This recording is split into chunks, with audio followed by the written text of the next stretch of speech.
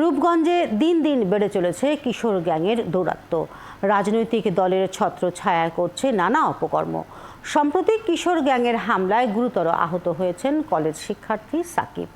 থানায় অভিযোগ করে চরম আতঙ্কে আছে তার পরিবার। এদিকে ঘটনার 7 দিন পার হলেও গ্রেপ্তার হয়নি অভিযুক্ত কেউ। পুলিশ বলছে অভিযুক্ত যে কোনো দলেরই হোক না কেন ছাড় দেয়া হবে না। রিয়াজ হোসেনের তথ্য ও ছবিতে প্রতিবেদন। রূপগঞ্জের কাঞ্চন সালাউদ্দিন চৌধুরী কলেজের অনার্স 3য় বর্ষের শিক্ষার্থী তামজিদুল ইসলাম সাকিব গত 30 জুন কিশোর গ্যাং সাজু বাহিনীর হামলায় গুরুতর আহত হন তিনি। এখন জন্ম সনদ দিয়ে খোলো বিকাশ স্টুডেন্ট অ্যাকাউন্ট। নিজের বিকাশ নিজে কর। হাসপাতালে চিকিৎসা শেষে কিছুটা সুস্থ হলেও এখনও ঠিকমতো চলাফেরা করতে পারছেন না। ঘটনার একদিন পর কিশোর গ্যাং সাজু বাহিনীর প্রধান সাজু সহ 10 জনকে আসামি করে রূপগঞ্জ থানায় অভিযোগ দায়ের করেছেন সাকিবের বাবা।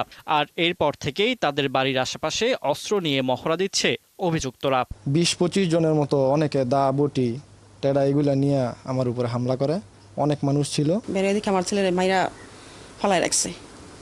ফালায় রাখার পরে শুনলাম পরে যে মৃদুল নাকি আমার ছেলেটাকে এভাবে পাইছে। সাজু বাহিনী প্রতিনিয়ত আমি এবং আমার পরিবারকে হুমকি দিয়ে যাচ্ছে, আমাদেরকে দেখে নেবে, আমাদেরকে যে কোনো মুহূর্তে হত্যা করতে পারে। এলাকাবাসী ও স্থানীয় জনপ্রতিনিধি বলছেন, স্থানীয় রাজনৈতিক নেতাদের ছত্রছায়ায় থাকে এসব কিশোর গ্যাং সদস্যরা।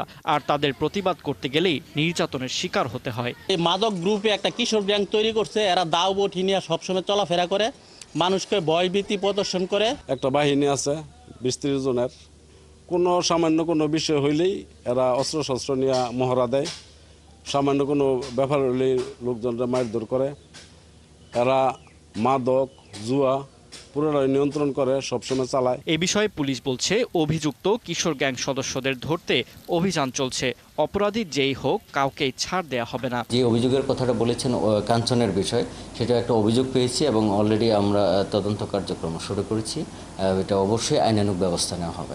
কাঞ্চনের সাজু বাহিনী ছাড়াও মুরাপাড়া মামুন ও কৌশিক গ্রুপ, ভুলতার খসরু গ্রুপ, কয়েতপাড়ার শাওন গ্রুপ, গোলাকান্দাইলে ডেঞ্জার গ্রুপ, গিয়ার গ্রুপ সহ পুরো উপজেলা জুড়ে কমপক্ষে 20টির মতো কিশোর গ্যাং রয়েছে।